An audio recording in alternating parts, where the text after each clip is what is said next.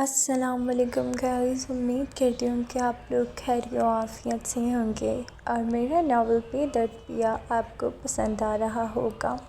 اب ہم اپنے ناول کی طرف پڑھتے ہیں اور آپ لوگوں سے ہمیشہ کی طرح یہی ریکویسٹ ہے کہ پلیز چینل کو لائک، کمنٹ اور سبسکرائب لازمی کر لیا کریں۔ بیگم کہاں ہیں آپ؟ حارث ملک نے گھر میں داخل ہوتے ہی آواز لگائی۔ لبنہ بیگم اس وقت کچن میں رات کے کھانے کی تیاری میں مصروف تھیں۔ شوہر کی آواز سنتے ہی وہ ٹھٹک گئیں۔ وہ جانتی تھیں کہ باپ بیٹی جب بھی اس انداز سے اکٹھے آئیں تو ضرور کوئی نہ کوئی فرمائش ہونے والی ہے۔ جی میں کچن میں ہوں، انہوں نے مسکراتے ہوئے جواب دیا۔ لمحوں بعد حارث ملک مشعل کو اپنے بازوؤں کے حصار میں لیے کچن میں داخل ہوئے۔ لبنہ بیگم نے دونوں کو ایک ساتھ دیکھا تو وہ مسکرا اٹھیں۔ خیریت تو ہے خان صاحب؟ آج آپ دونوں باپ بیٹی کو مجھ سے کیا کام پڑ گیا؟ حارث ملک ہنس پڑے۔ ارے بیگم، کیا ہم صرف کام کرنے پر ہی آپ سے بات کرتے ہیں؟ کبھی ویسے بھی تو یاد آ سکتی ہے آپ کی۔ جی ہاں، خوب جانتی ہوں میں آپ دونوں کو، بتائیں آخر کیا فرمائش ہے؟ لبنہ بیگم نے مصنوعی سنجیدگی سے کہا۔ پہلے آپ فریش ہو جائیں، پھر آرام سے بات کریں گے، تب تک میں کھانا لگواتی ہوں۔ پھر انہوں نے مشعل کی طرف دیکھتے ہوئے کہا، اور تمہیں اتنا بھی نہیں پتہ بابا آفس سے آئیں تو پہلے پانی پوچھا جاتا ہے، سیدھا کچن میں لے آئی ہو؟ مشعل نے فوراً شرمندگی سے زبان دانتوں تلے دبا لی۔ اس کی شہد رنگ بڑی بڑی آنکھوں میں شرمندگی صاف جھلک رہی تھی، جبکہ کمر تک آکے براؤن بال بار بار اس کے چہرے پر بکھر رہے تھے۔ ارے بابا معاف کر دیں، میں تو بھول ہی گئی، آپ پانی پیئیں گے؟ اس نے معصومیت سے پوچھا۔ حارث ملک بے اختیار ہنس پڑے۔ نہیں چندا، شکریہ، پہلے تمہاری مما سے بات تو کر لینے دو، پھر پانی بھی پی لیں گے۔ مشعل نے فوراً اپنے پاپا کا بازو تھام لیا اور آنکھوں ہی آنکھوں میں انہیں یاد دلایا کہ اب وعدہ پورا کرنے کا وقت آ گیا ہے۔ حارث ملک نے بھی مسکرا کر اسے اطمینان دلایا کہ وہ پوری کوشش کریں گے۔ بیگم، حارث ملک نے کھانے کے دوران رخنہ لیتے ہوئے لبنہ بیگم کو مخاطب کیا، ایک بات کرنی تھی آپ سے۔ لبنہ بیگم نے انہیں دیکھا، پھر سکون سے بولی، پہلے آرام سے کھانا کھا لیجیے، پھر بات کرتے ہیں۔ اور مشعل، تم کھانا کھا بھی رہی ہو یا صرف پلیٹ میں چمچ ہلا رہی ہو؟ مشعل نے فوراً گردن اٹھائی۔ مما کھا تو رہی ہوں۔ لبنہ بیگم نے مصنوعی گھوری ڈالی۔ ہاں، صاف نظر آ رہا ہے کتنا کھا رہی ہو۔ حارث ملک ہلکا سا مسکرائے۔ بیگم، اصل بات یہ ہے کہ مشعل کی یونیورسٹی کی طرف سے ایک ہفتے کا اسلام آباد ٹرپ جا رہا ہے۔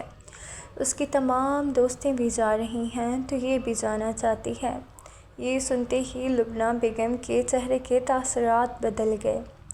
میں نے پہلے ہی کہہ دیا تھا مشعل کہیں نہیں جائے گی، بس بات ختم۔ مشعل نے بے بسی سے پہلے ماں کو پھر باپ کو دیکھا۔ مما پلیز، صرف ایک ہفتے کی ہی تو بات ہے نا، میں اپنا پورا خیال رکھوں گی، وعدہ، پلیز منع مت کریں۔ بیگم اتنا بھی سخت نہ ہوں، بچوں کو بھی کبھی کبھار موقع دینا چاہیے، حارث ملک نے نرمی سے کہا۔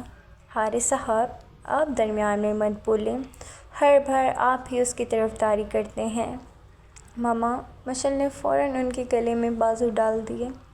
میری پیاری مما، اس بار کوئی شکایت نہیں ہوگی،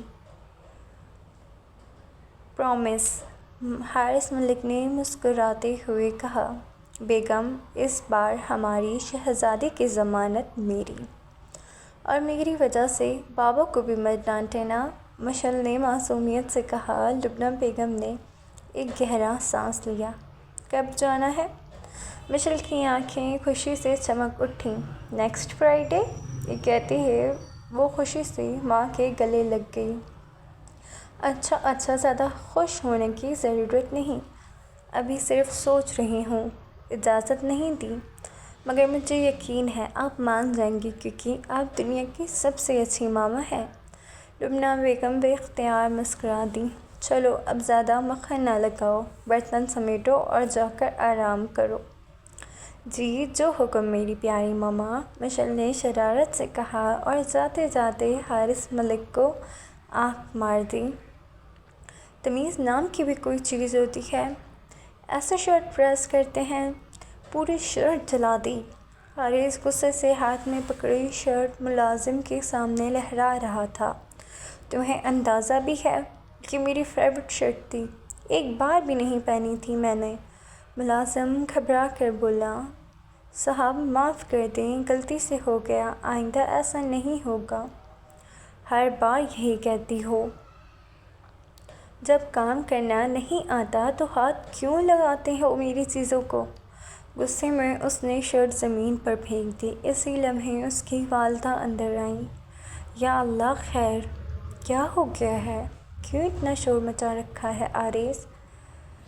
دیکھیں نا ماما، میری نئی شرٹ کا کیا حال کر دیا ہے۔ میں نے کتنی بار کہا ہے میرے کپڑے ان لوگوں کے حوالے نہ کیا کریں۔ اچھا پہلے ٹھنڈے ہو جاؤ۔ کیسے ٹھنڈا ہو جاؤں؟ اب میں کیا پہنوں؟ یہ میری سب سے پسندیدہ شرٹ تھی۔ حلیمہ تم جاؤ، انہوں نے ملازمہ کو رخصت کیا۔ پھر حارث کی طرف دیکھتے ہوئے بولی، اور تم، بات کرنے کا بھی کوئی طریقہ ہوتا ہے، ہر بات میں چیخنا ضروری نہیں۔ حارث نے جھنجھلا کر کہا، جب آپ جانتی ہیں کہ مجھے ہر چیز پرفیکٹ چاہیے تو پھر ایسی غلطیاں کیوں ہوتی ہیں؟ اپنے غصے پر قابو رکھنا سیکھو، ورنہ ایک دن یہی غصہ تمہیں نقصان پہنچا دے گا۔ اب چلو ناشتے پر آ جاؤ، تمہارے بابا اور دادا انتظار کر رہے ہیں۔ حارث نے بے دلی سے سر ہلایا۔ جی آ رہا ہوں۔ ان کے جاتے ہی چچی نے پوچھا، بھابھی حارث اتنا کیوں چیخ رہا تھا؟ انہوں نے بے بسی سے مسکرا کر کہا، مت پوچھو، اس لڑکے نے تو میرا جینا حرام کر رکھا ہے، ذرا سی بات پر آسمان سر پہ اٹھا لیتا ہے۔ ایک یہ ہے اور ایک میرا ہمدان، کتنا سلجھا ہوا اور سنجیدہ ہے۔ ارے بھابھی، حارث ابھی بھی بچہ ہے، آہستہ آہستہ سمجھ جائے گا۔ خاک بچہ ہے، 27 سال کا ہو گیا ہے۔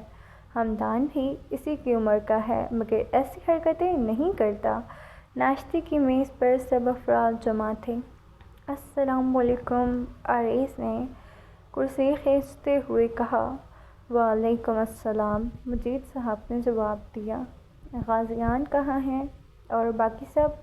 غازیان کسی ضروری کام سے باہر گیا ہے، بچیاں یونیورسٹی گئی ہوئی ہیں، اور آپ کا دوسرا پوتا ابھی تک کمرے سے باہر نہیں نکلا۔ مجید صاحب نے ناشتے کا آخری لقمہ کھایا، پانی پیا اور نہایت سنجیدگی سے بولے، ناشتے کے بعد سب لوگ بیٹھک میں آ جائیں، مجھے ایک ضروری بات کرنی ہے۔ حارث نے آہستہ سے لب ہلائے۔ یا اللہ خیر۔ اس کی بات سن کر سب نے اسے گھور کر دیکھا تو وہ فوراً خاموش ہو گیا۔ چند منٹ بعد سب بیٹھک میں جمع تھے۔ مجید صاحب نے سب پر گہری نظر ڈالی اور پھر پروقار لہجے میں بولے، میں نے ایک اہم فیصلہ کیا ہے اور مجھے امید ہے کہ تم سب میری اس بات کا احترام کرو گے۔ گائز آج کا ایپیسوڈ یہیں پر اینڈ ہوتا ہے اور امید کرتی ہوں کہ آپ لوگوں کو پسند آیا ہوگا۔ پلیز لائک، کمنٹ اور سبسکرائب کر دیا کریں، اگین کہہ رہی ہوں، تھینک یو۔